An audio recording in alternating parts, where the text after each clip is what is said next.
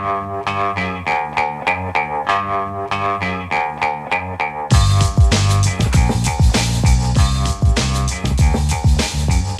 Lehrer on WNYC. With us now, New York Congressman Pat Ryan.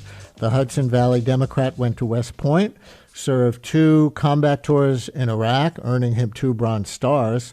He's on the House Armed Services Committee. The district includes Kingston, New Paltz, Poughkeepsie, and other places around there. Congressman Ryan has been in the news the last few days as critical of President Trump for not answering questions about the Americans killed so far in the war or addressing their families. Congressman, thanks for coming on. Welcome back to WNYC. Thanks for having me, Brian.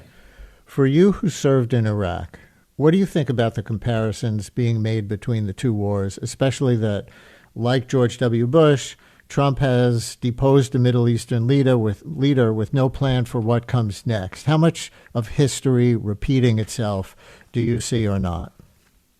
It's infuriating. Maybe history doesn't repeat, but it certainly rhymes very strongly here. And, you have a war that is built ultimately on a foundation of mistruths and lies. You have another generation of patriotic young Americans going to fight in an open-ended regime change war. And in this case, even worse than George W. Bush, there wasn't even an attempt, even a token surface effort to have a good faith conversation with the American people and the Congress as their representatives about what is the cost? What is the cost in our hard-earned tax dollars? And what is the cost, God forbid, as we're experiencing now, in flag-draped coffins coming back from another regime change war in the Middle East? When you were in Iraq, did you feel like you understood the reasons for that war? And does understanding the reasons matter to troops on the ground? I think it matters tremendously. I mean, the idea of giving one's life for something greater than yourself is undergirded by a belief in the values. And it's really about a trust that I'm signing up. I was 18, ultimately, when I chose to go to West Point. I'm signing up because I love this country and I believe that they will only ask me to risk my life and my friends if it's absolutely necessary and for a noble cause. And unfortunately, in my service in Iraq, that optimistic view has certainly changed and shaped. And so to see in the last few days, even after we started combat operations, after we initiated war, to be clear, this is a war, to see the administration and even the president himself change the aims 4 or 5 times in 24 hours from this is a regime change war to no, it isn't, to we're going to be there weeks, we're going to be there months, we're going to be there as long as it takes. Or Hegseth yesterday refusing to say that we won't put boots on the ground. To start something this serious with clearly no plan past day one, it's infuriating, and it's a grave disservice to those over there risking their lives right now. Those comments you made on CNN about Trump not answering questions about the U.S. service members killed or addressing their families was on Sunday. Now it's Tuesday, and the U.S. death toll has increased to 6. Is the president respecting those who made that ultimate sacrifice to your satisfaction yet? No. I mean, he got off the plane, was asked to address the families, and instead talked about the new flower garden at the White House or something to that effect. I mean, and then he shrugged his shoulders in his second pre-recorded video and said, this is the way it is, meaning losing Americans is the way it is. This is not the way it needed to be. This is not a war that we needed to fight. There was no imminent threat. That has been confirmed by every credible, serious analyst and intelligence operative, including our own Department of Defense now. And so it's very important. And this week we're going to have a vote on it, too late, but to get back to what our founders intended and the Constitution says, which is the Congress, as the voice of the people, has the say in this, not a singular executive in the way that the British king used to do. So that resolution, correct me if I'm wrong, would require congressional approval before continuing the war past a certain point? Correct. But I want to just take a step back briefly to say that this decision to go to war is illegal, and very clearly so. after Vietnam and all the lessons we learned in that decade plus debacle, the Congress passed the War Powers Resolution of 1973, often called the War Powers Act. Congress passed it, then President Nixon vetoed it, and Congress overrode it, which is, as you know, quite unusual to say that these kinds of open-ended wars cannot be unilaterally started by a president. And so this administration has now violated both the spirit and the letter of Section 2C of that law. So the vote, which will likely happen Thursday, we're being told in a few days, is to reassert the importance of that resolution, both going forward, but also to make clear that the decision up to this point was not only, I think, strategically unsound, but also not legal. Well, I know that a similar resolution regarding the Venezuela invasion failed. Do you think there's any more support among the Republican majority for it to pass this time, considering the closer similarities to the Iraq War in this case? That Venezuela resolution failed both before that, another illegal operation into Venezuela, and failed after, but only by one vote. They literally had to fly in a representative from Texas who wasn't there to kill that, which is pathetic on every level. I am very concerned that this has become another litmus test of MAGA fealty, of pressuring Republicans who might deign to actually follow the Constitution and take seriously their oath, not to a president, but to the Constitution. So I unfortunately, I'm not optimistic in the world of today's Republican Party that we'll see any voices of Republican courage. We will continue to push for that, and I'm particularly talking with fellow military veterans, those who served in these two forever wars in Iraq and Afghanistan, and trying to appeal to them on that level. And I'll do that up to the very last second. New York Congressman Pat Ryan is our guest, Democrat from the Hudson Valley. I want to play a clip of a caller to the show yesterday from the Hudson Valley, like you, a little south of your district, and originally from Iran. It's Peruz in Yorktown. I'm a Democrat by my voting. However, on this one, I am making an exception because I thoroughly and deeply understand the ultimate impact and ramification of Islamic radicalism, which is going to be widespread worldwide.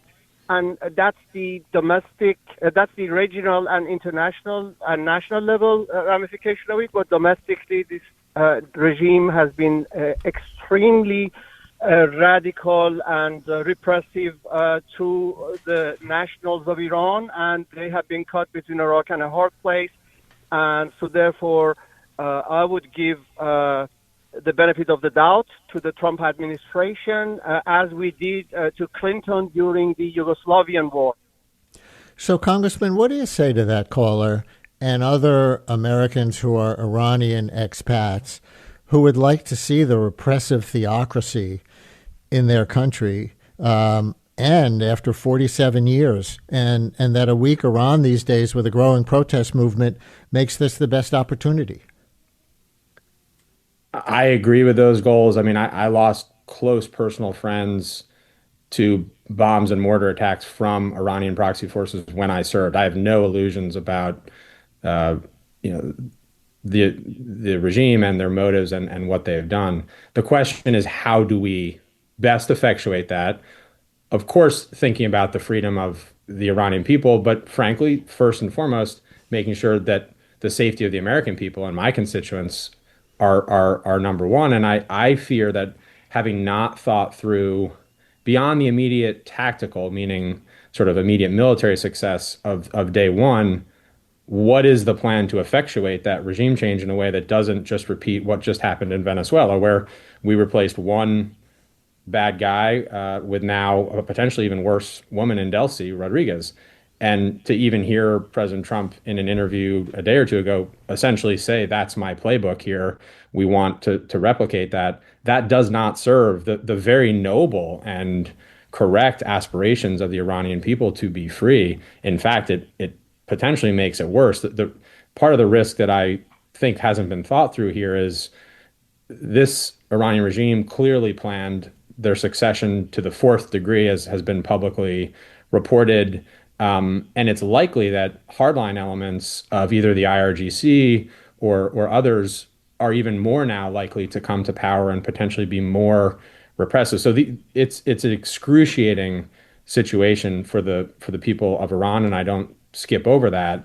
But I'm worried that we not only we fail to address that aim, but we've also now initiated what's quickly becoming an escalatory regional war where multiple surrounding countries are now being struck and potentially pulled into this. Meanwhile, while China, who I think is our greatest both military but also economic adversary, continues to benefit from us deploying 2 carrier strike groups, massively spending down critically short munitions and interceptors and air defense assets. And I think that makes the American people, frankly, unfortunately, less safe. Let me ask you a political question. You are generally seen as in a competitive swing district in the Hudson Valley, and obviously this is a midterm elections year. I want to play a clip of Trump that resurfaced recently from 2011 when Barack Obama was president. I actually saw this first on Saturday Night Live over the weekend, believe it or not. And I don't know, maybe they unearthed it, and I've seen it passed around a lot more since then. But listen to this. This is Trump in 2011. This is a great time to negotiate. Unfortunately, we have a president that doesn't know the first thing about negotiation. We have a real problem in the White House. So I believe that he will attack Iran sometime prior to the election. Well, he predicted, and obviously it didn't happen, that Obama would attack Iran because it would help Obama get reelected in 2012. Do you think that in Trump's mind, with Jeffrey Epstein, with inflation and the tariffs, with everything else, that he might think that this is a path toward midterm victory for the Republican Party? When I think about our troops that are over there and their love of country and optimism that goes with signing up to serve and risk their life, and then you contrast that with what is such that, is an incredibly cynical thing that the president said to be kind about it, it absolutely makes my blood boil.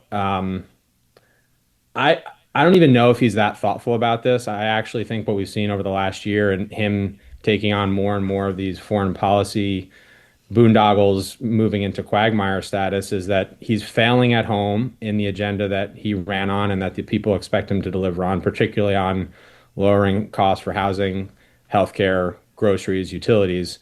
And so he's, like many second-term presidents, sort of flailing about on the global stage, trying to exert his will and strength.